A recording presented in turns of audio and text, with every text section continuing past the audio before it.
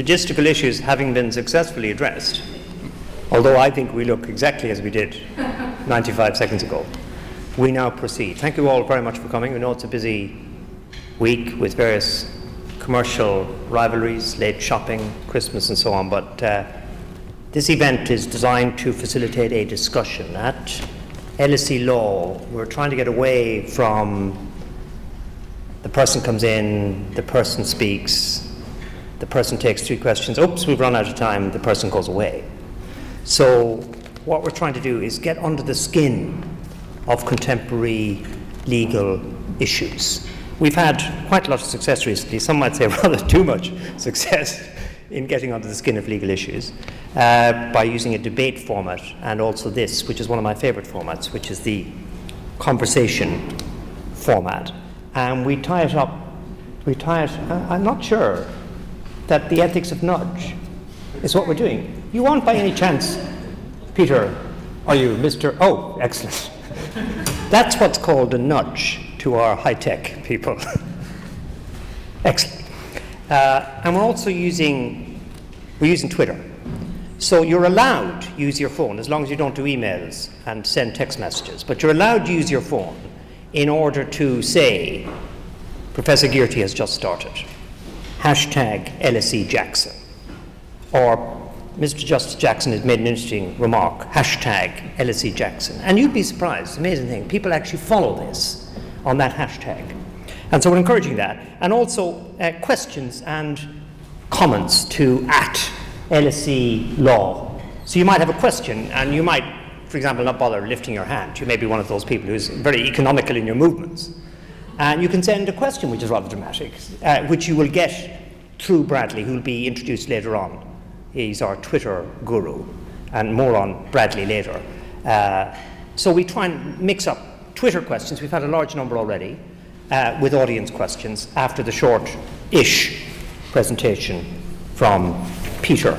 I don't know if I said who I am, but there I am, Conor Gearty, and I'm a professor of human rights law here at LSE. And with Bradley, I work on the events side. I first met Peter as we were 2 governors at a local school, and it's always been my ambition to get Peter into LSE to talk about his work. He's been at the bar for a number of years, Queen's Counsel, recorder, Deputy High Court Judge, quite a while actually, 2010. There is a lovely thing in Wikipedia, which I think he put in himself, claiming that Chambers and Partners describe, you've seen this, Peter, have you, as a master tactician who stalks his prey in a very subtle, understated manner. He plays to win and does so more often than not. Chambers. Now, Chambers is the Bible of barristers. I know that because I'm never in Chambers. And to get that kind of approbation is really tremendous. But, of course, now a judge.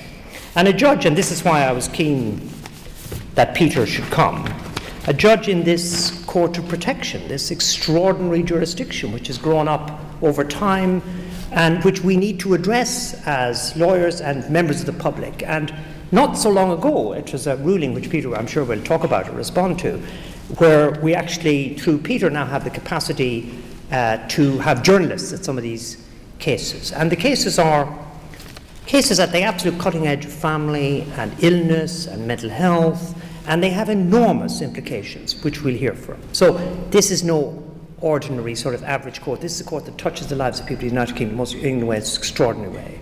And Peter Jackson is actually sort of the front door for that court. So I'm delighted he's here. And what I've anticipated this already. The format is that we're going to have 10 minutes or so introductory remarks from Peter, and then we're going to have Bradley come up and we're going to mix the questions and answers. Don't know, it'll end when it ends. It's not going to go until 10 o'clock. This is not a Castro speech. But feel free to react to what you hear, and let's get under the skin of the Court of Protection. Peter, thank you very much for coming to LSE. Over to you. Thank you very much indeed. Does that amplify well enough so that you can hear me easily? Oh, all right, thank you. Well, first, some truth speaking. I was just looking at the list of the sort of people you get speaking here, and I recognise half of the photographs behind me.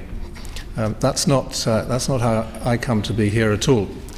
Conor lied when he said he's been longing to get me to come and speak here. In fact, the way that this happened was as follows. My office is directly beside the LSE. It's the Queen's building, which backs onto you. When I got an iPad the Christmas before last, not one with 3G, but one that needs a Wi-Fi, I had it there, and I noticed that I kept getting the LSE Wi-Fi. So I thought, how am I going to get onto the LSE Wi-Fi? So I got in touch with Conor. I said, can you get me on the LSE Wi-Fi? And he said,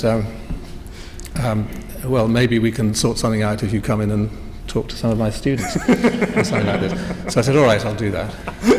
And then I agreed to do it, and it was all listed. And it now turns out that there are very strict terms and conditions, and I'm not going to get on the LSE Wi-Fi at all. But I hope I'm a master tactician who stalks his prey. But I hope that by telling you this, that I put myself in an appropriate perspective. What I'd like to do, if I may, is just tell you a little bit about the background of somebody who, in my case, became a judge. Tell you what I do in the Family Division and in the Court of Protection, which is where Family Division judges also sit. And then maybe throw out a few ideas that might be of interest to you to discuss. But I'm very much on for the idea that it would be more useful to everybody, I think, if this was a discussion rather than simply me answering questions, many of which I won't have anything very interesting to contribute about. I went the traditional way onto the bench, 30 years at the bar, 20 as junior counsel, 10 as a silk, and I was appointed in 2010. My career at the bar has followed what has happened to many businesses and professions since the Thatcher years, namely having gone from a situation where everybody was meant to do everything. I spent my first 10 years doing almost every type of law on the civil and criminal side, and expected to be competent in all of it. I did long trials at the Old Bailey, I did possession claims, I did personal injury stuff, always paddling really hard to try and keep up. But the information technology age meant that you couldn't keep up with everything because there was too much, and the consumer, of course, reared her head during this period, and everybody wanted to have a specialist. So I started in the chambers in the Temple, which had, I think I was the 14th person to join, and we probably did 14 areas of law, and you would be regarded as a wuss if you couldn't turn your hand to any of them.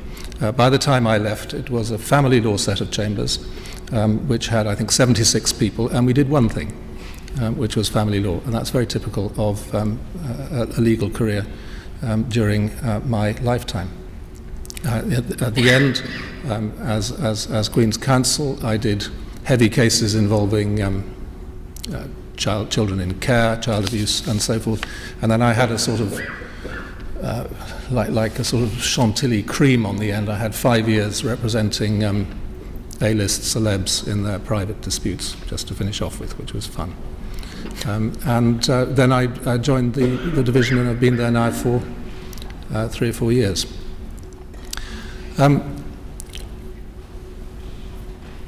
What I'd like to do, if I may, is just to tell you what I do as a full-time working judge. And the only thing that I've prepared to bring to this event is to tell you what I've been doing this week and in the weeks leading up to it, simply by looking in my notebook and in my diary to see what the cases have been, so that you can understand the sort of work that comes across our desks. As it happens this week, and we're now on Thursday, I am the urgent applications judge, which the judge who deals with everything that flies in, comes in, and short applications. And we do that for a week at a time. Because there are 20 of us, we do it about 3 times a year, or something of that sort. So if you don't mind, in case it stirs thoughts in you as to what we're doing, what we should be doing, I'll tell you what my week has consisted of so far. In cases of children, I've dealt with cases involving incoming child abductions from Latvia, Poland, Lithuania twice, France, South Africa, New Zealand, Poland again, Slovakia, and Estonia. I've dealt with outgoing child abductions from France, Somalia, Poland, and Germany, meaning children removed from the country who are trying to get back. I've dealt with a mother wanting to take a child on holiday to India against the father's wishes. I've dealt with a father wanting to have contact with his children, having just announced his gender reassignment. I've dealt with an objection by a women's refuge to providing the address of a runaway wife, a mother's appeal against the making of a care order. I had a short hearing in a case that I heard for 3 weeks in October. That case involved a 16-year-old girl giving evidence for 3 days by video link about her parents' ill treatment of her, and this was a final part of that. I've dealt with a case involving a newborn baby whose father has just been released from prison, having served a sentence for extreme child and animal pornography. I've dealt with a case about whether a baby should go with her reluctant parents to hospice to die because she has a fatal heart condition. On the divorce front, I've dealt with applications by 2 wives, not of the same husband, but they both in fact wanted to bring financial proceedings after an Iranian divorce. I've dealt with an application by a rich wife for an early hearing in a big money case. In the Court of Protection, I've been asked to withhold the passport from a mentally ill woman who wants to go and join her husband in Somalia. And topically, I gave permission for an emergency caesarean to be performed around about now. That's this week, and it's only Thursday, so you can begin to see the sort of range of work that is involved. Many of these cases are short applications in the case. Because it's the urgent court, very few of them are the decisive moment, but you have to read them all, and you have to try and understand what's going on. I'm going to go back a week. Last week I was sitting in Manchester. I finished an 8-day baby death case, finding a father responsible and exonerating a mother, as a result of which the child can go home to the mother. The question was whether either parent could be exonerated. I've ordered the return of children to the Gambia. I've awarded damages for the unlawful detention in a care home of a woman with dementia. I've made an order preventing a family using the names and images of children who have been removed from them for adoption in internet protests, or as they were doing, photographs and names of the children on banners used in public demonstrations outside the courts. So those, in the course of the last fortnight, are the sort of things that I have been up to. So you can sort of imagine that you may get some of those right, but occasionally you may get some wrong. So when people pore over decisions, they don't always have to deal with them in the shortness of time that one gets in real life. Now that is one part of my work. I'm also what's known as the Family Division Liaison Judge for the Northern Circuit. The country is divided, as you may know, into legal circuits for administrative purposes. And the Northern Circuit is one of the large circuits. It stretches from Crewe to Carlisle. And I spend half my working life either in typically Liverpool, Manchester, Preston, or one of the smaller cities in that part of the world. That involves administrative responsibility for the family law work that is carried out there, not management responsibility. I don't tell judges what to do, but they can ask me for advice, and then there are issues that arise. In order to try and understand, check my feeling about how much time I spend on that, I noticed that if I took out the silly emails and the personal emails and so forth and looked at what had come into my inbox this week, I was left with about 170 emails, of which I think 45 related to administrative issues from my role as the liaison judge to the Northern Circuit. And so that aspect of matters, spending half my time not in London and not in my normal court, and also having an administrative responsibility for, I think, something like 100 full-time family law judges in the Northwest, takes up a considerable amount of time and is very, very interesting. I think that the message that I'd like to give is that there are judges and there are areas of law where people are fascinated by the law.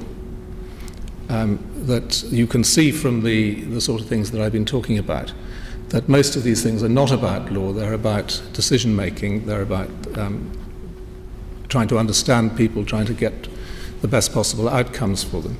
And occasionally, at my level, which is a level which doesn't in general make law, you have to deal with legal problems.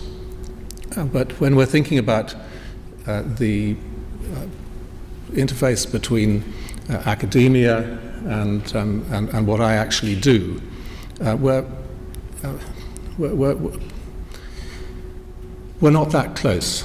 That I didn't really realize until I became a judge how different it is to spend your whole time having to make your mind up. It's something that you get used to, you get increasingly used to, and you try not to become case-hardened and heartless in making your mind up. But of course we all know that making your mind up is something we will try and avoid if at all possible. We would try to keep our options open and not actually plump for something. So having professionally to make your mind up continuously is an interesting experience. And it can lead you to be sometimes a bit impatient with people who are obsessed with particular legal issues. Now, we need, in family law, as much as anywhere else, we need to have proper legal principles. But we need to have them to assist us and not to dominate our thinking. And so if questions come in which are legally interesting, then you may get a fairly middle or low grade reply, because it's not that I'm actually most interested in. I'm most interested in the practical procedures that get good outcomes for the people who come before the courts. I think it's, if I can throw in an image, we need each other. It's like the motorbike and the petrol, that neither of them are any good without the other. But when we're at university, when we're thinking about these things in a disembodied way, then you've got a lot of petrol, but it's no good for anything other than for using with some sort of machine, and the machine is the machinery of the law. I used to think when I was a barrister that I arrived at a court and there was a court building provided, there was a judge provided, and it just happened to be there. It was like air and water. Now that I'm on the other side, and particularly the administrative side in the Northwest, I realise what a huge amount of paddling goes on behind the scenes in order to provide us with a system of justice that operates at all. And of course nowadays, with the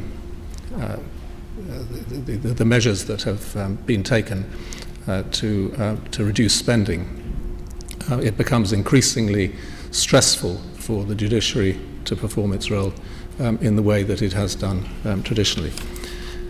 All right.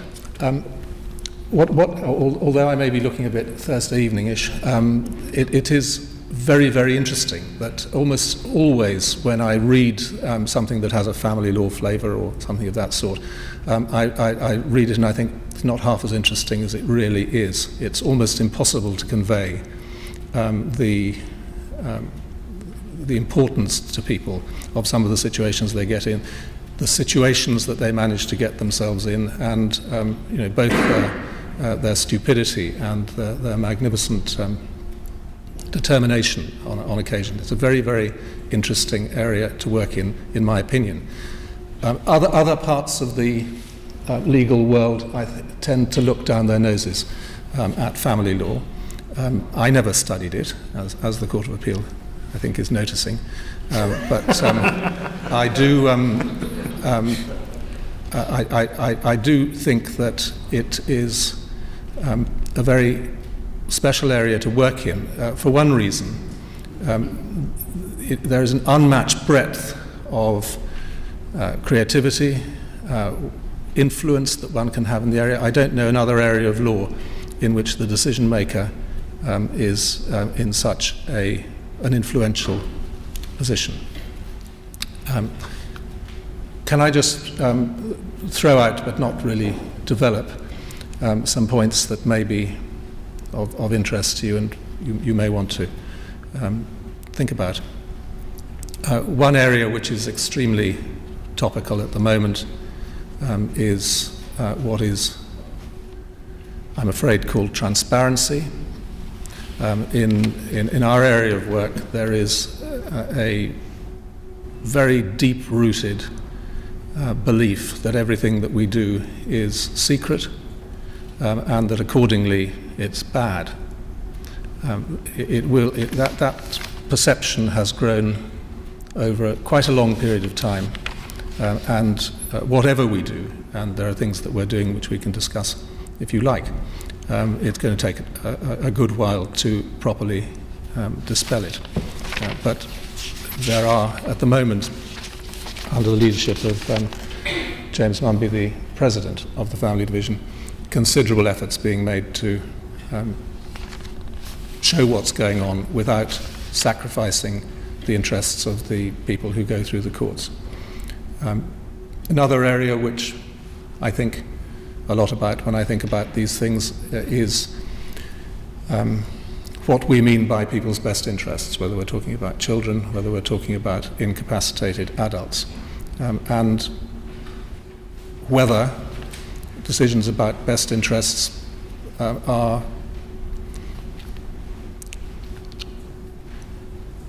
governed closely enough, or whether they are too much left to the individual decision maker. In the end, one keeps coming back in family law to welfare, to best interests, or however you describe it, and whether the consensus that we have about those matters is one which would reflect the public mood at large or not. And I think the last thing, which I would like to retire with a better understanding of, is how we make our minds up. I would like one day to have time to get the best possible understanding of what is actually going on inside our heads when we think about something, and then there's always a moment where you think, that's it. It may come very early in a case, it may come almost when you read the first page. It may take you days or even weeks to reach a conclusion, but what it is that goes on when we decide. You can tell that I'm trying to steer you away from hard law, but if there are questions of any kind, I'd be glad to discuss them with you, but frankly I'm just as interested in hearing your views as giving you mine. Wonderful, wonderful, Pete. Thank you so much. I mean, I have to say I've been doing events for a very long time in various universities, and that moment we went through your diary and was describing a week when it sounded like 20 years of the hardest cases was really extraordinary.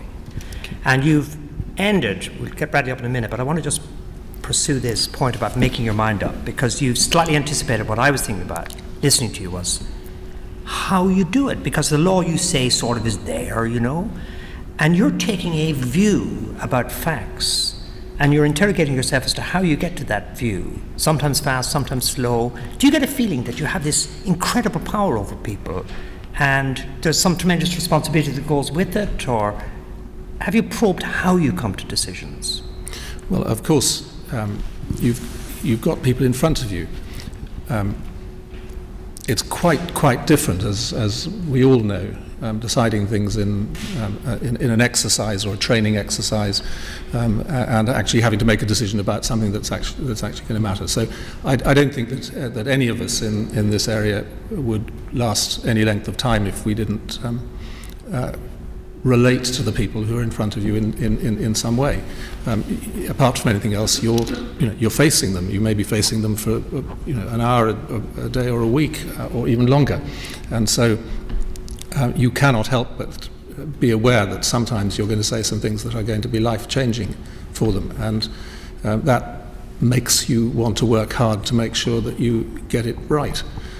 How you make your mind up, it happens I really don't think I can say except that you're aware that there's a moment where it's as if you've been in a clothes shop or you've been trying stuff on, and you try this on, you try that on, and you discard them one by one, and then sometimes you get something and you think, well, that fits. And then you turn around in the mirror and you see if it still fits, etc., etc.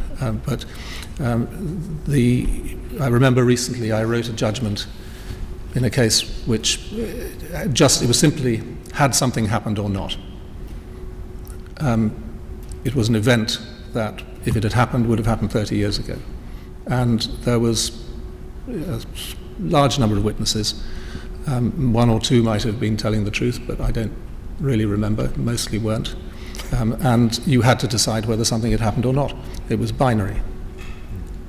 And I particularly wanted a certain outcome. I was hoping for a certain outcome because it was just, which is a very poor way of approaching a fact-finding task, and I caution myself for the future. But I wrote the judgment and I wrote the conclusions. And I went to bed and I read it the next morning. And I read the conclusions again and I just thought, no, it doesn't work. Doesn't work. I tore up the last 2 pages which had the conclusions in them. I wrote the opposite conclusion. I read it again. It fitted like a glove. And so with a heavy heart, that was it. So there are various ways you can go about doing it. You talk to your colleagues, of course. You don't ever talk to a colleague who would tell you what to do. There are few enough of those. You talk to the people that you get help from. And of course other people's cases are almost always easier than one's own. You talked about sleeping on the case and changing it. Do you ever, and of course it hadn't been issued, do you ever have these feelings, crikey, I was wrong about that one? Do these cases, the incredible array of cases with these impacts on individuals, do they linger in the mind? Do they stay? I don't think that they can unduly linger in the mind. I think that you would just get bowed down. Yeah. So I think you have to make your mind up, do your best to get it right, and move on.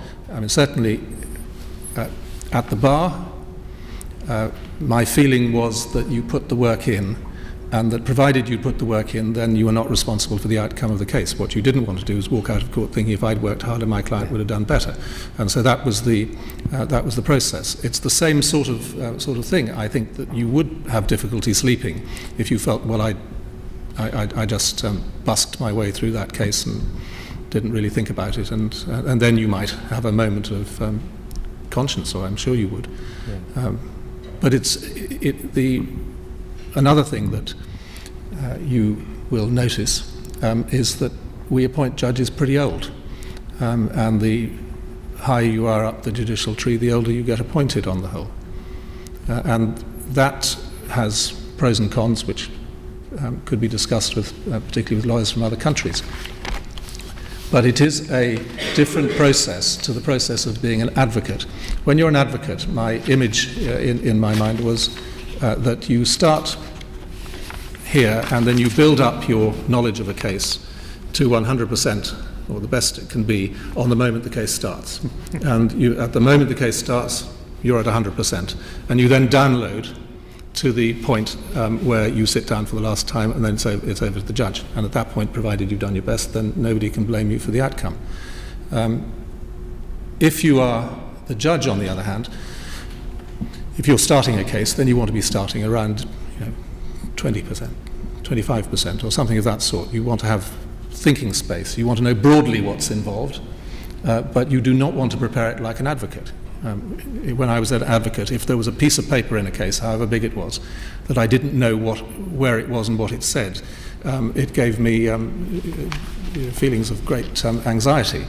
A case I did recently, which lasted for some weeks, there were the usual 20 lever arch files of stuff.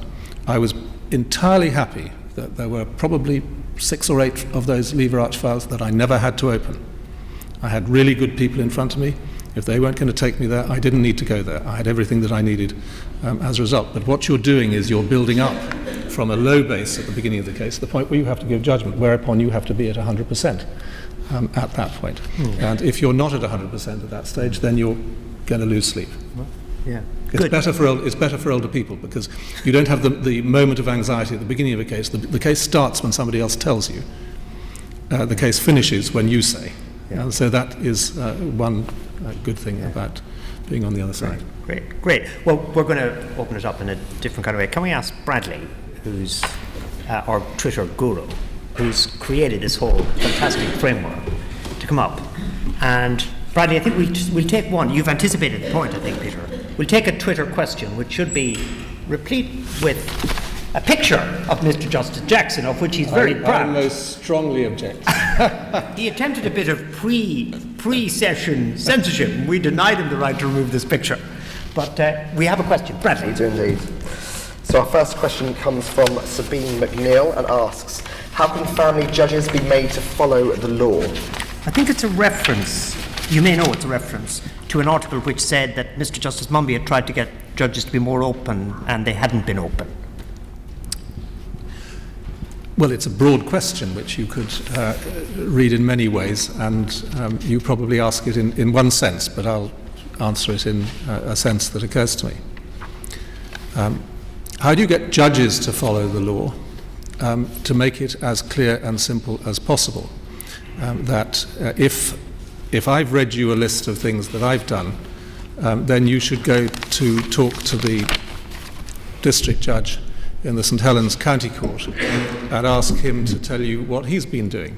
And he's probably been doing a lot more during his last couple of weeks than I've been doing in terms of numbers of cases and people passing in front of him.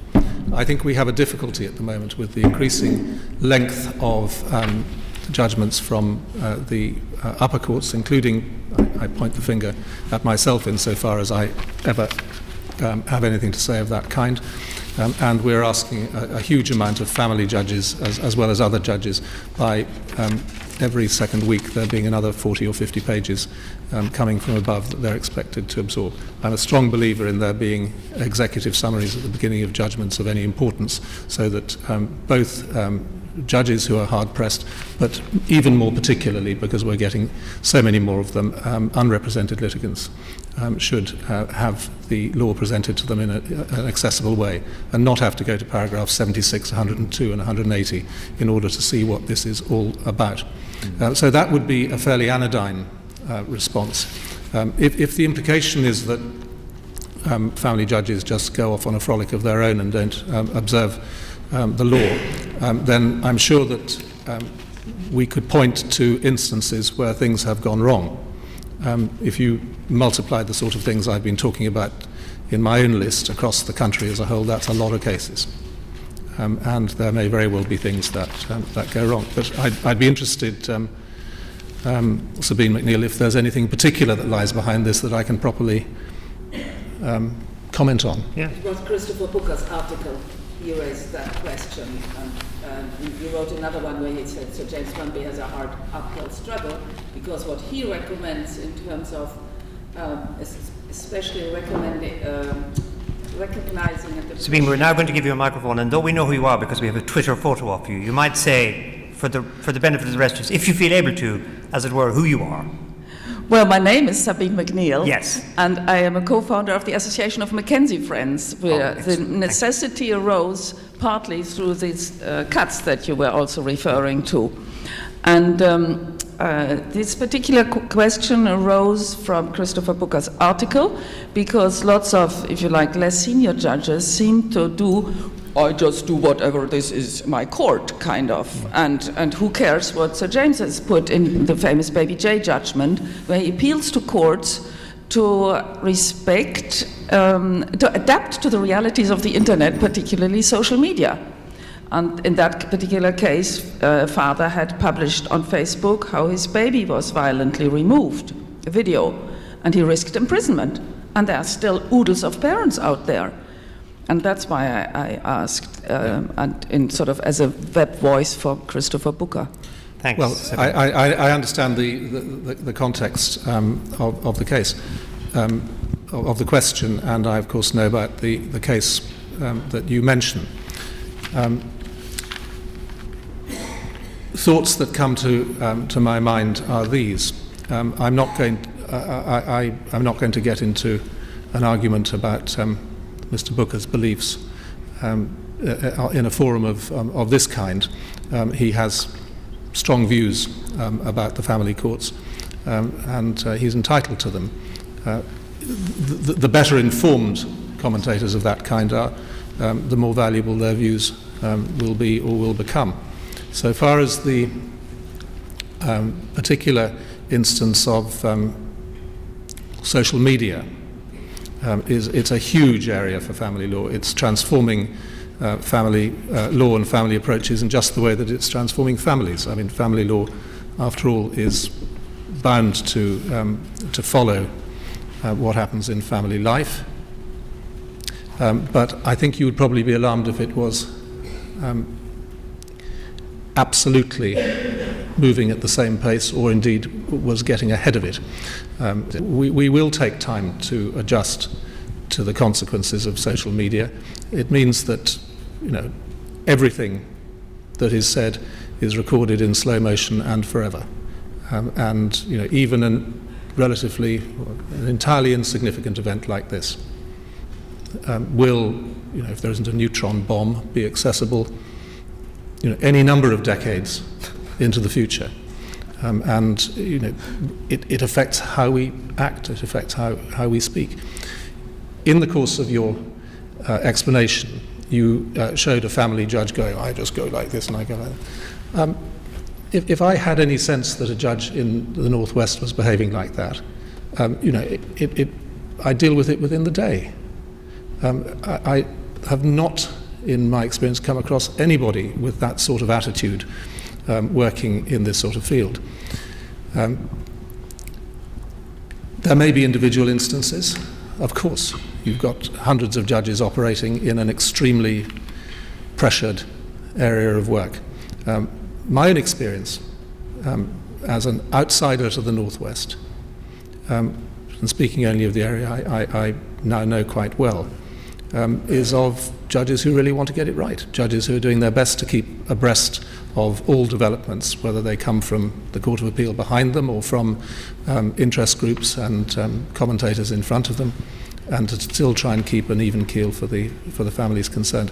I don't recognise the account of bombastic arrogance, although I'm sure that there are individual instances of it. Clearly the President, Sir James Munby, is at the forefront of trying to make people think about former practices. I don't think that that's limited to family law. I think it's something that all professionals in all areas are having to do day in, day out. Okay, good. Okay, look, thank you. We've got a microphone, as you've seen. And remember, it's not just questions. I mean, we remember that. It's discussion, comments, observations. If you can, like Sabine, just say both who you are and whether you have it was interesting to know the background you have. Do we have anybody who'd like to forego Twitter and put, I believe it's called a hand up? A hand up. You see, we're all the new generation that Peter's talking about. Do we have anybody kick us off? Yes, thank you very much. And then we might take one or two more. Just who you are and... my name is Brunella Longo. I'm an information management consultant. Been living in this country for 5 years now. I went through a really devastating property case, and probably because of this experience, this personal experience, I definitely changed my mind in respect of the transparency issue you mentioned in your speech. So I was wondering, what's the point in not providing public data, for instance, about power of attorney, making everybody who can deal with properties or affairs of the disabled individual that the law should protect, capable to understand the wider context in which they may be led to wrong decision. Because in my case, it was the missing data that made me decided to trust a person who promised to sell something in a in a dodgy way. I think in respect of the I think we've got it. So if you don't mind, I'm going to pull in another question. No, I finished. Yeah, that's the question. Thank you very much. Why? Yeah, okay. We've got another question in front here, I think. If you could just, even though obviously I know, here. And then we might take another one if you're encouraged to ask a question, and then we'll go back. Sir at the back after you. Tom, right at the back, yeah. Okay, so this question is quite... I'm Julie McCandless. I'm a lecturer in family and medical law at LSE. So welcome to LSE this evening. This is quite a different question. I'm co-director of a project involving feminist legal scholars where we're trying to put ourselves in the shoe of a judge, of an appellate court judge, and rewrite key decisions in Northern Ireland and Ireland. There's been a project like this involving English Court of Appeal and House of Lords Supreme Court cases, and we're trying to do something similar in the different Irish jurisdictions. In some ways, it's a bit of a false situation. We can never quite be in the shoes of a judge, as your list of what you deal with on a weekly basis there indicates. But I was just wondering if you had maybe 5 top tips or 5 suggestions for how an academic could get themselves into the mindset of thinking like a judge, or approaching this task of something that we as academics are not particularly familiar with. Fantastic. Or some of the restraints that we may have to bear in mind may not be obvious to us. And I'm going to make sure he gives 5 top tips, not get away with 2 or 3. I'll take 10. There's a gentleman right at the end, and then we'll go back to Peter, and then we'll take some tweets. Sir, telling us who you are and... Yes, thank you. I'm Dr. Dave De Silva. I'm living through this right at this moment, and it's mysterious how I discovered this space and came here, because I have 2 grandkids in Spain. I'm British for 50 years, some nearly, and I have 2 grandkids in Spain from the Spanish mother. She's European, and so on, and of course these 2 grandkids are my eldest son's daughters, 5 and 10, most beautiful, etc.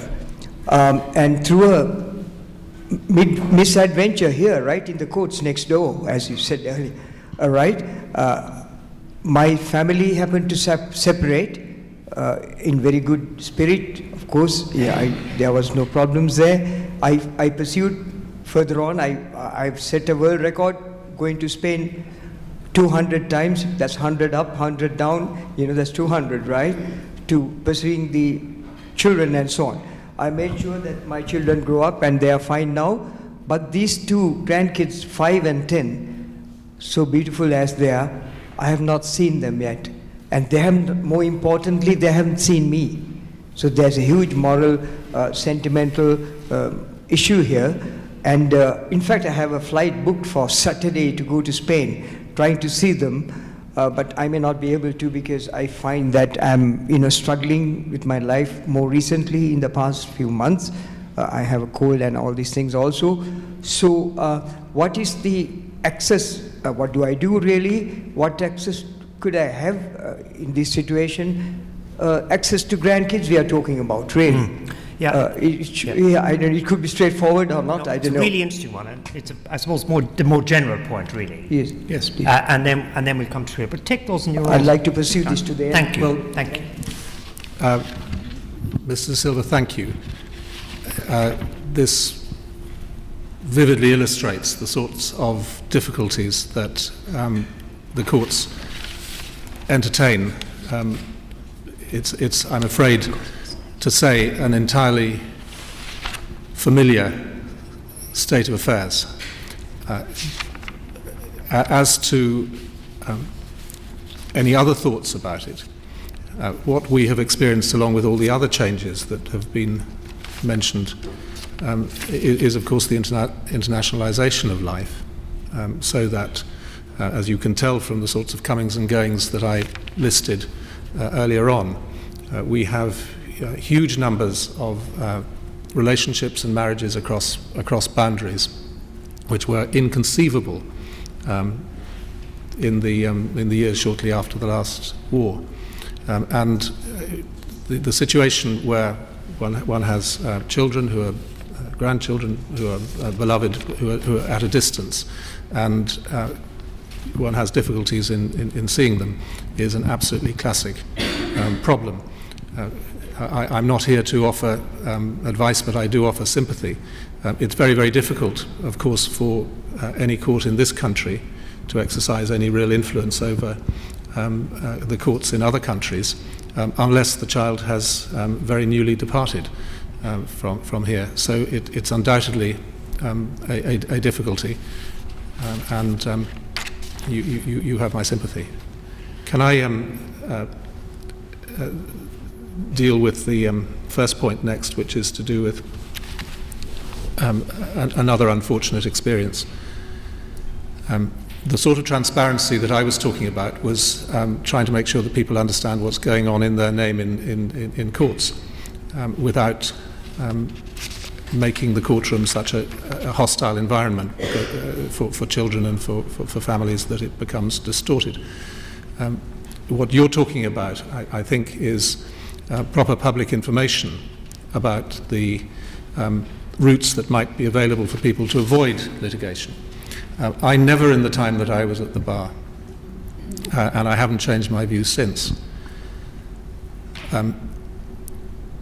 ceased to wonder at people's optimism when they go into relationship breakdowns, when they go into trying to sort them out. They always seem to think that it's going to be possible, it's going to happen quickly.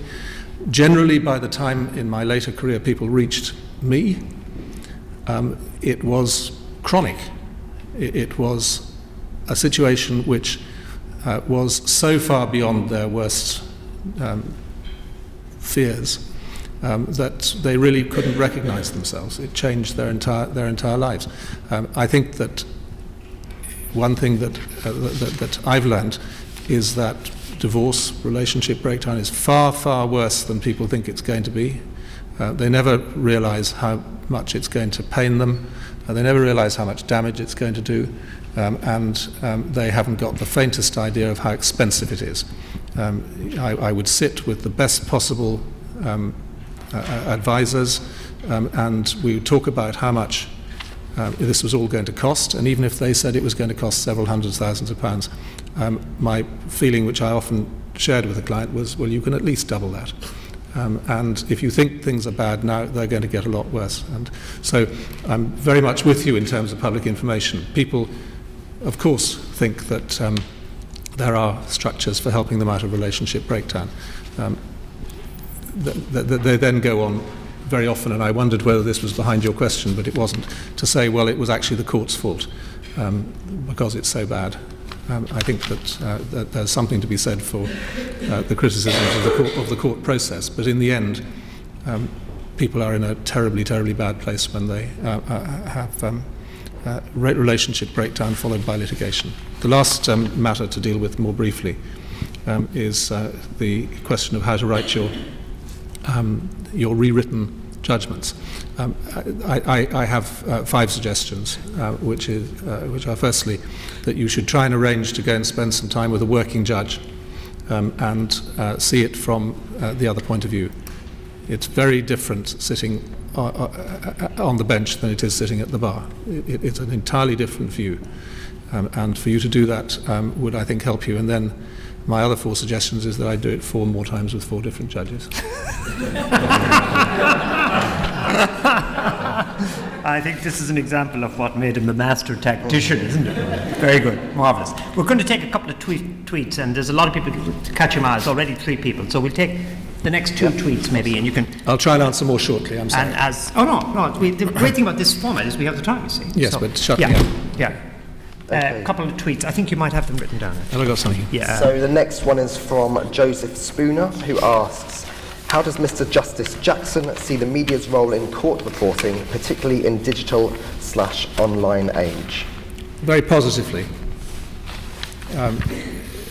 That responsible reporting of what goes on in court can only help. But unfortunately, there are many obstacles in the way of achieving that happy state of affairs. The first is that perfectly understandably, the media are only interested in certain sorts of cases. They're not interested in reporting on the run-of-the-mill, day-to-day work of the courts, which affects so many people. They're interested in reporting the exceptional cases that affect the few, the very few, and usually the celebrities. These cases are, by definition, exceptional. They're not the sorts of things that go on normally.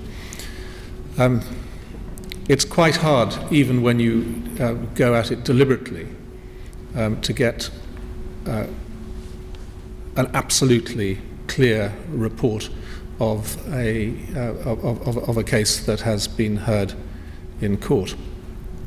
I had a case yesterday which was reported today, and I noticed with interest that one of the comments on the report in one of the main newspapers was what an inappropriate headline for a story of this kind. The story was about the caesarean operation, and the narrative in the piece was entirely fair, and the sub-editor had put on woman forced to have caesarean at the top. Now, I actually hadn't even noticed that that's what had been said, but it wasn't what it was about in any fair sense of the word. And so there are many obstacles to that. But I think, on the whole, that the individual journalists are wanting to be responsible, that they do not want to cause unnecessary grief to the people involved, but that there is a commercial process at work. One of the tweets we got, Peter, was about TV cameras in the court. Is this something which fills you with a kind of horror, or are you pretty relaxed about it, or would it need to be controlled, in particular the kind of cases you've described? The TV cameras at the moment are only in the Court of Appeal, and they're simply footage of the judges doing their work, and I think probably the backs of counsel's heads making their submissions. So it's not very high audience television. I would have considerable concerns about TV cameras being in court during the course of a case, because I think that it would be very distorting to ask people to talk about intensely private things with the feeling that they're being recorded. And I have been ever since I've known that this was going to be filmed, affected by the fact that what I'm going to say is recorded. Yeah. I'm much more guarded in anything that I will say to you than I would be if I was talking to you privately. It's inevitable. So, in my field, I don't think that it has anything to offer. I do think that the media doing its best to portray seriously what takes place in the court is to be hoped for, but until we get that, what it's doing at the moment, I think, is on balance helpful. Okay, great. We'll take a few more. There's this lady who's caught my eye. Wait. And then there's this lady whom I know but won't say I know because I shouldn't know anybody or everybody. Can you get up here with the microphone? And there was another lady who began to catch my eye, but I'm beginning to think I need to favour some men. So a man has the chance now to scoop. Sir, well done you. You are relegated on grounds of gender. Now, stop. You have to go to the microphone. We'll try and get you a bit later on if you don't mind. Now, it's going to be as quick as you can be, but Madam, say who you are. It is very quick. My name is Marion Roberts. I am qualified as a barrister, but I work and have worked for 30 years as a family mediator. But I just wanted to signpost Dr. De Silva to the European network of mediators. They're specially trained family mediators who may well be able to help him. Oh, wonderful. Thank you so much. And you will make contact briefly at the end of the evening. Fantastic. Thank you. Next, as it were. Thank you. I'm Helen Rees, also a family lawyer from the LSE, so likewise welcome. I mean, this question's not unrelated, and it was really prompted by what you were saying about relationship breakdown before and how it's often, worse even than people expect. And I just wondered, as a judge, particularly looking at family law cases, do you ever feel this just isn't a legal problem. I'm not qualified here. This isn't something, you know, whatever I decide, it's not really susceptible to a solution within the remedies within the options I have before me, because we've got a human relationship problem or a problem that needs some form of social work intervention, or perhaps some money thrown at it, or something that isn't really susceptible to the law. And how do you respond to that if you do feel like that? Thanks, and I've relented because the first was an observation, so you can get ready for your question. And I'm also afraid if there's legal actions could be taken against me. But sir, microphone, and just say who you are and then question, please. I'm not a family lawyer, I'm a barrister. Can I just ask you two things? Do you want to say who you are? Sorry, Jerry Fallin. Jerry, yeah. thank you. Can I just ask you, what's your view on Preston Prest? Now, I'm not a family lawyer, but I do a lot of corporate global crime. And obviously the issue of piercing the corporate veil, although Lord Walker didn't like the term. What's your view on Preston Prest? Do you think it is going to be the landmark decision for a long time? And secondly, I don't know whether you'll be able to answer this, Judge, but there's a lot of pressure on the judges, as you've intimated. How can I put it? Do you think this ongoing pressure is actually going to stop people going to the bench now? Just for those that may not know, for example, judges at the moment have got all kinds of issues over their pensions, etc., etc. And talking to mates of mine on the bench, there's a feeling of, well, let's put it this politely, disgruntlement. And I was wondering, on a day-to-day level, is that impacting, if I can use that Americanism, on morale on the bench? Great. Okay, we're going to get the other question. I'm minded to have two answers, one with the camera on and the other with the camera off, but I don't think I can technically do that. Have you got your microphone? Yes, I think I have, thank you, and it's on. My name's Chloe Strong. I'm a media and entertainment law barrister at 5RB. A substantial amount of my practice is advising newspapers pre-publication at the moment. I appreciate you probably can't talk about the Pacieri case in particular, but I wonder this. The journalists were getting very excited with the fact that there were some things that they could report on, albeit there were some things that were also held back.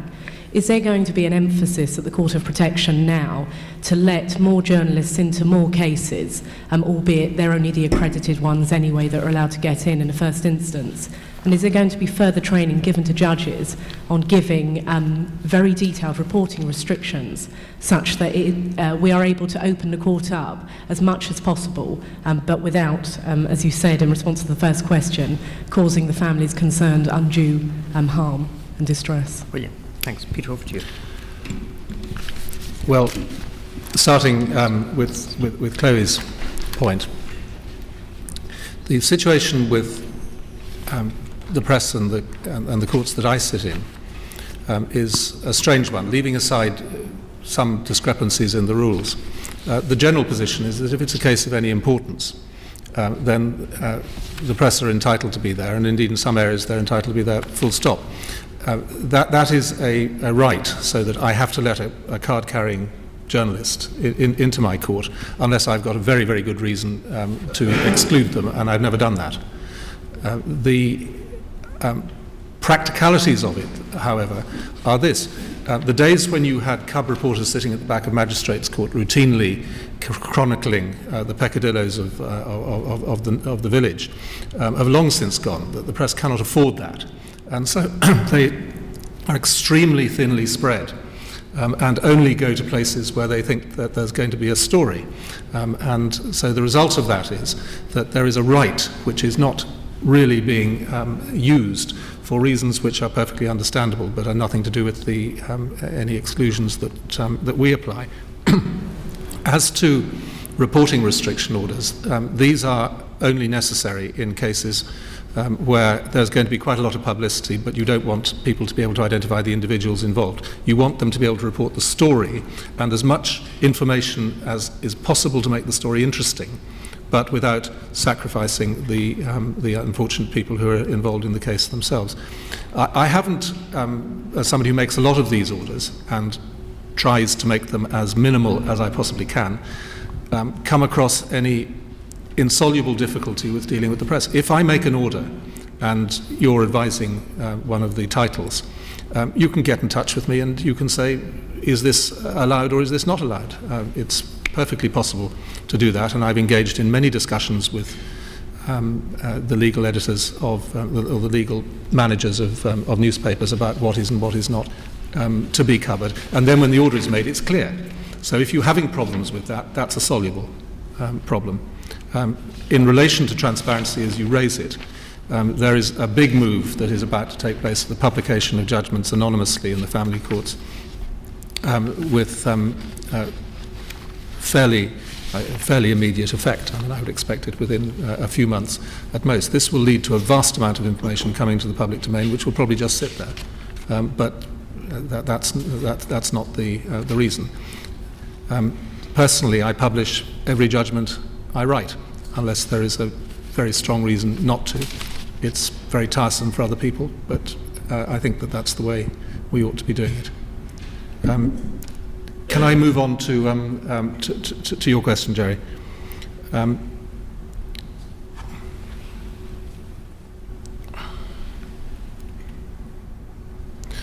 The second bit I can't read, but it'll come back to me. The first bit is pressed. Well, you've got me on an Achilles heel here. There are several of us in the division who are money case specialists. I am not one of them. I keep waiting for my first big money case, but they never give it to me. I'm probably, on the other hand, the only person who ever got any money out of Mr. Prest, because I did make a committal order in respect of his non-disclosure and fined him when he failed to comply. So I don't think anybody else so far has received anything as a result of that litigation. On your serious point, to do with whether this will be an enduring monument to how the corporate veil is to be regarded, your guess is much, much better than mine, I'm afraid. It was a judgment which, with respect, I could understand as a non-specialist, and seemed to hold a balance between respecting corporations and trusts for the importance that they hold in society generally, while not allowing people to be made fools of by shams and artificial creations that were there only to salt money away from the taxman or from the usually wife. So I'm sorry not to be of any interest on that topic. Now, what was your second point? Jerry's illegible one was about whether Jerry's mates are right not to dream of going to the bench, and whether you lot are disgruntled and talk of nothing else when there's nobody listening. I'm talking about the serious cutbacks, the effect on the morale and the expediency of the bench to be able to do their job. Well, the first thing I hope you'll understand is that I have no position or standing to speak about this in any formal official capacity at all. I'm very happy to share my experiences of this, which is that the judiciary consists of probably, in this instance, probably about 1,100 people nationwide. What we're talking about here is the most important level, the district judges, the people who are in the local courts, I guess 400. You're talking then about circuit judges, the level above that, 600. You're talking about high court judges, 100. And the Court of Appeal, 35, and the Supreme Court, 10, 12 or whatever. So you can imagine that as between those different groupings of people, there are very different responses because they have different priorities, they have different salaries apart from anything else. In my experience, some people have taken this very hard. I can think, for example, of two youngish, by which I mean in their 40s, judges that I know who are married to each other, who joined on a promise that they were going to get such and such a package, and now find they're going to get such and such minus 30% or whatever it is once you add it all up. They're not best pleased. Then you've got others who are who have saved for the future and find that their savings are of no assistance to them any longer, and they're fed up about that. I think the individual will have different responses. One thing that is particularly painful to all of us, I think, is this. The changes that have been brought in common with many other public service changes, and the judiciary is a public service, discriminate, and I use that word not pejoratively, on the basis of age. In other words, they cut in at a certain age. I'm 58 years old. I am old enough that I'm not in the 25% of judges who are really being very hard hit. So I'm, in that sense, lucky. I'm not sure I wouldn't rather be 2 years younger and take the hit, but that's just a personal matter. As to the overall effect of this,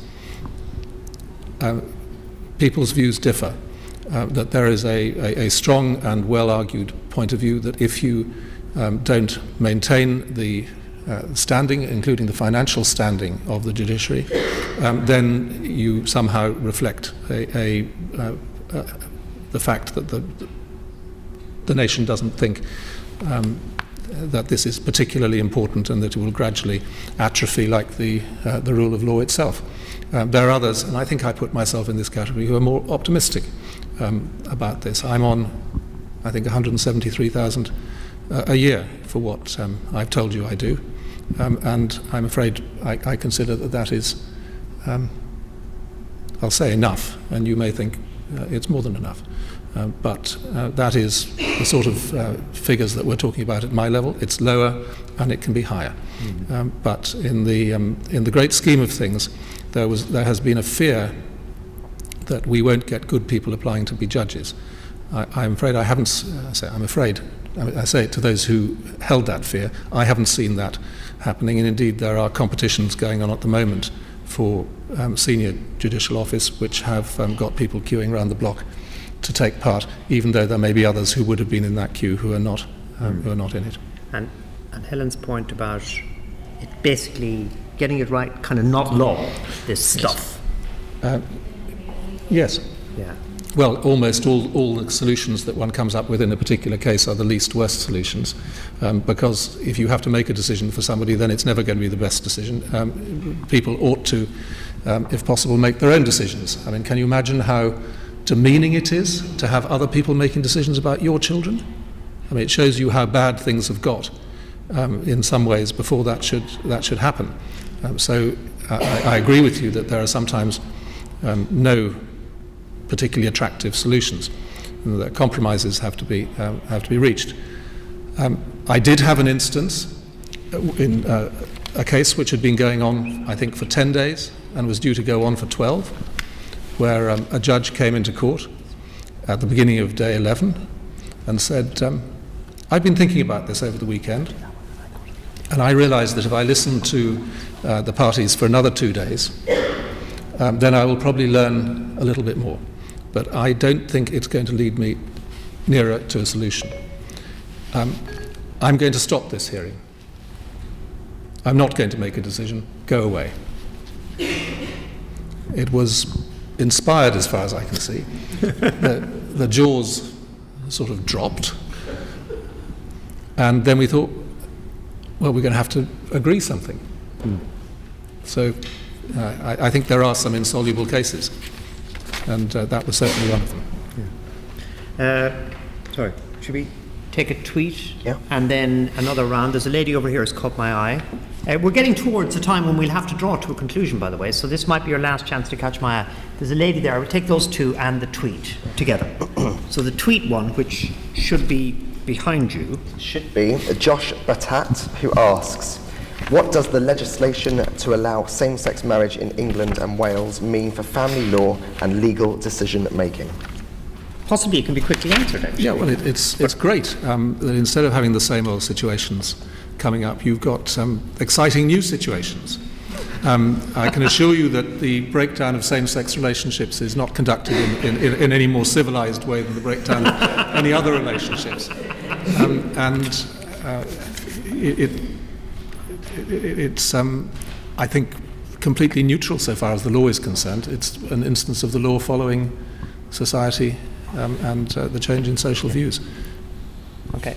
This lady, and then the lady there who should have a microphone with her in a moment or so. Name and observation question, please. My name is Stephanie David, and I'm a master's student here at the LSE. I'd like to thank you for a very interesting talk. My question relates to the Court of Protection and deciding on best interests. and it is whether judges should be making that decision. I mean, given, as you've indicated, there are huge bureaucratic pressures on the judiciary at the moment, is there not a danger that the subconscious rational outcome would be the easiest decision as opposed to necessarily what is best for the child or incapacitated person? Say it again, put it differently.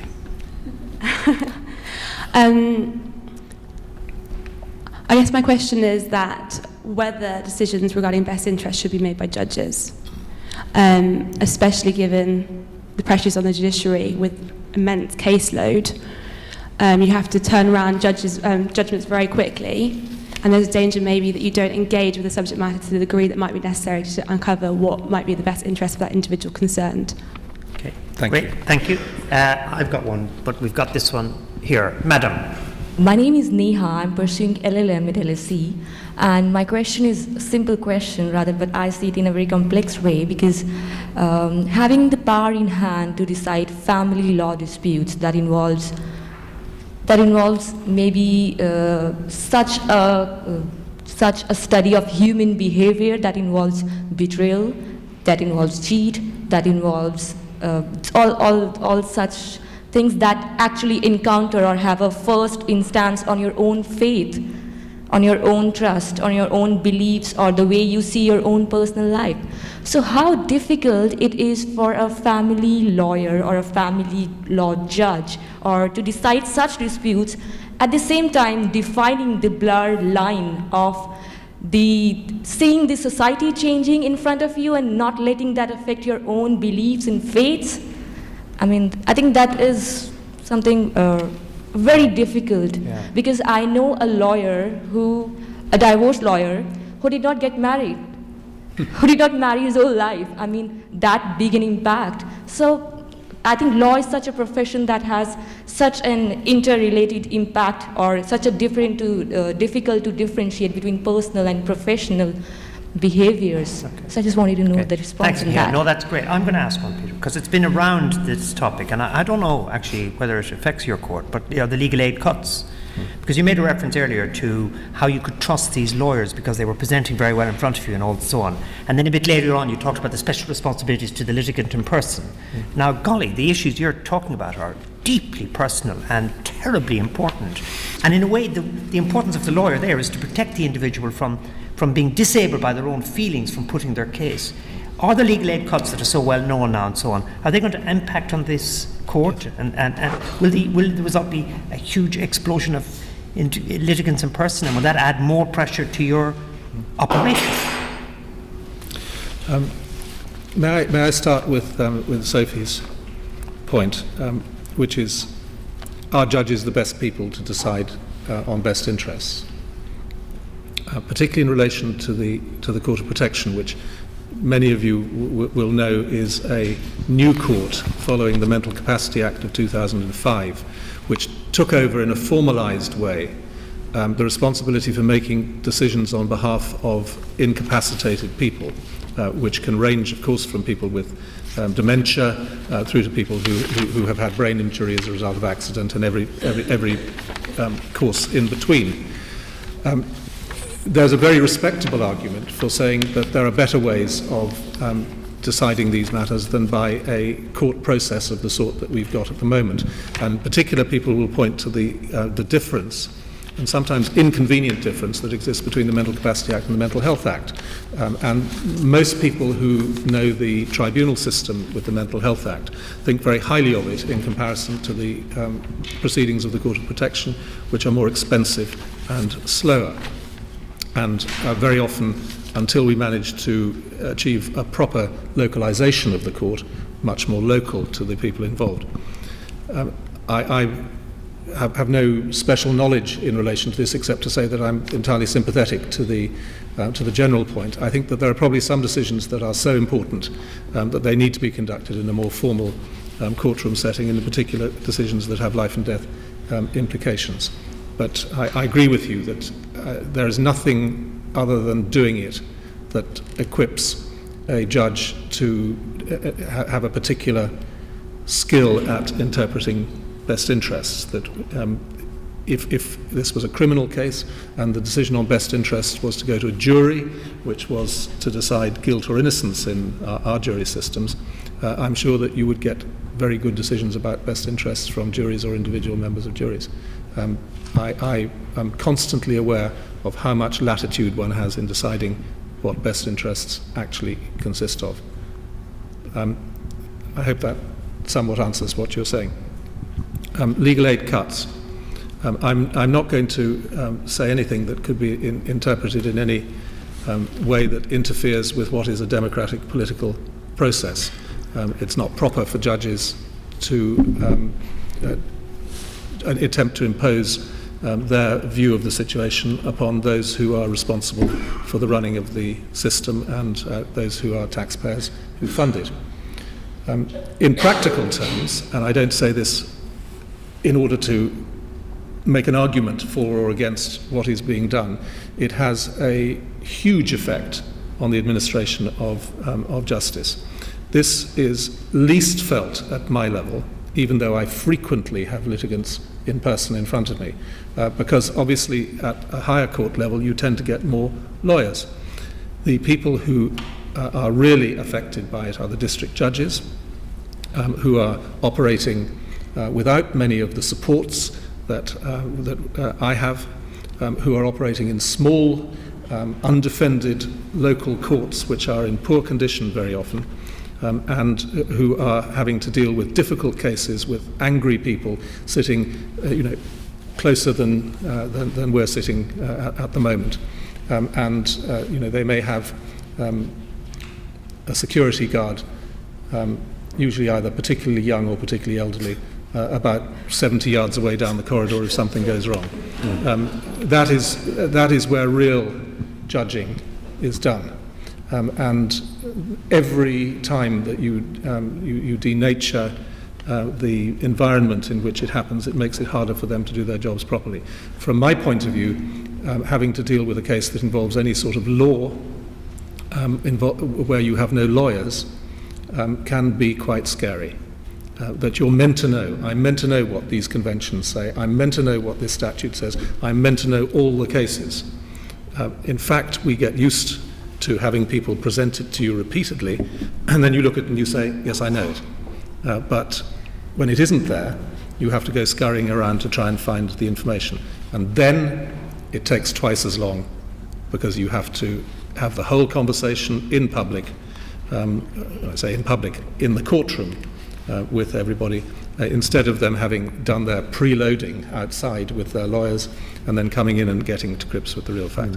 Huge impact, and the further, the nearer you are to the local community, the harder it gets. And so I think that is going to have relevance for the other question, which is to do with the impact of stress on the judiciary.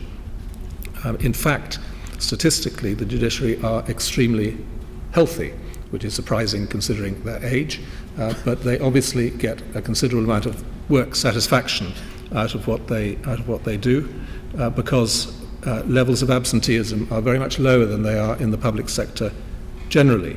I think that is quite likely to change as stress levels rise. In terms of family law in particular, I think you probably have to be a certain sort of person to want to do it. It involves continuously facing emotion. That if you were a doctor, I'm sure that there are some people who would regard being a colorectal surgeon as being the last thing they would want to be, whereas if you're a colorectal surgeon, it's fascinating. That in terms of family law, for people who don't practice in that field, I think a lot of them think it's a bit yucky, and it's only once you actually get past that and you're not worried about the blood that you begin to, I think, see what the true interest of it is. So I'm sure that there are plenty of people who would find it a difficult area to practice in and to keep practicing in. Speaking for myself, I don't think that a judge's religious persuasion or their ethics or their values need be of any great relevance to the way in which they approach the task. I have colleagues who are avowedly religious. I can think of one who's probably the best example of a fine family judge in recent times, who happens to be religious, but you'd never have known it from any piece of work that he ever did. And I think that the lack of any particular worldview needn't hamper you either. Thanks. We'll take one last tweet because we're getting a lot of tweets. I'm going to take one last tweet and then we'll need to wrap up because we're running up. We've had a lot come in. We have had quite a few, I do, and I'm just trying to hit send so I can find it. Here we are. Is Mr. Jackson trained in lie detection, or does he just go with his intuition? Should there be more space for lie detection in court?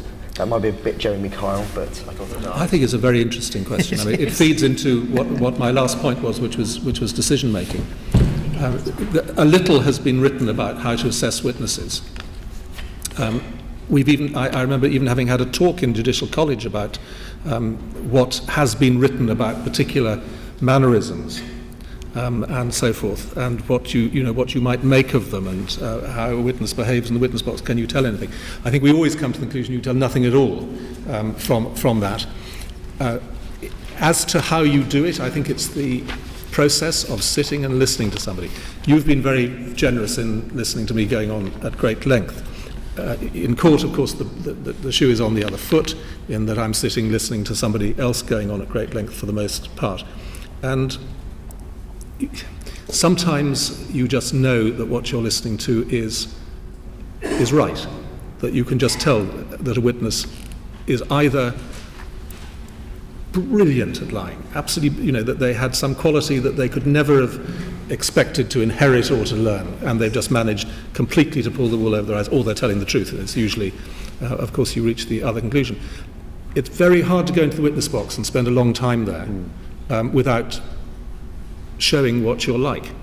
I find that on the whole, if somebody is there for long enough, you get a sense, and that you can then not operate on intuition alone, but that you can meld that with rational thought about why is it that you have this sense?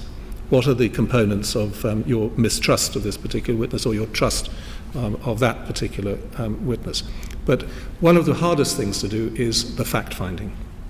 A large part of our work, for example, in relation to injuries to babies or small children, of course, doesn't have a victim who can speak, or indeed a victim who might even be alive. And you're faced with, for instance, a child who has obviously been injured and died, or very seriously injured and survived, and it could only have been one of three people, or something of this sort. And you just have to listen and try and make your mind up. It's a very stressful aspect of the job, because you are very well aware of the hideous consequences of getting it wrong. I mean, it's absolutely insupportable. Sometimes you think, would it be better if I knew what happened in what had really happened? Sometimes you think, would it be better when I've made a decision in a case if I knew what happened years down the line? Personally, as far as I'm concerned, that would be a frightening prospect because of how many occasions one would find that something you'd done could be shown to be wrong. Yeah. Okay, I think it's getting on towards 8 o'clock. I think we should probably finish it. This will be available, as you noticed, as I think a videocast or a podcast or something, because what we try and do at LSE is we try and make these available. You'd be amazed, tens of thousands of people follow these LSE events remotely, and the Twitter thing is trying to give people a sense of being here even when they're not here, and I think it works very well. Mainly, the conversational dimension means that we did, I think, get under the skin of the thing. We do this a lot. We've got Joshua Rosenberg coming in January, same format. We've got this, promises to be a tremendously lively event about LGBT rights in Russia. And then we have one of our debates. We've got a really good cast for that, and we've got some of us, I think, answering questions about the law, mimicked from the BBC programme. So we're trying to mix it up. But it needs good people, and like being in the witness box, you reveal what you're really like. If you've got an hour and a half and you're not hiding behind a script, you reveal what you're really like, don't you? So I think we should end both by thanking you all for your excellent questions and your careful listening, but mainly thanking Bradley for running this so well. But on behalf of LSE Law, just thanking Peter for coming along and being so honest and so clear, and at times really giving us a dramatic insight into judging. Peter, thank you very much.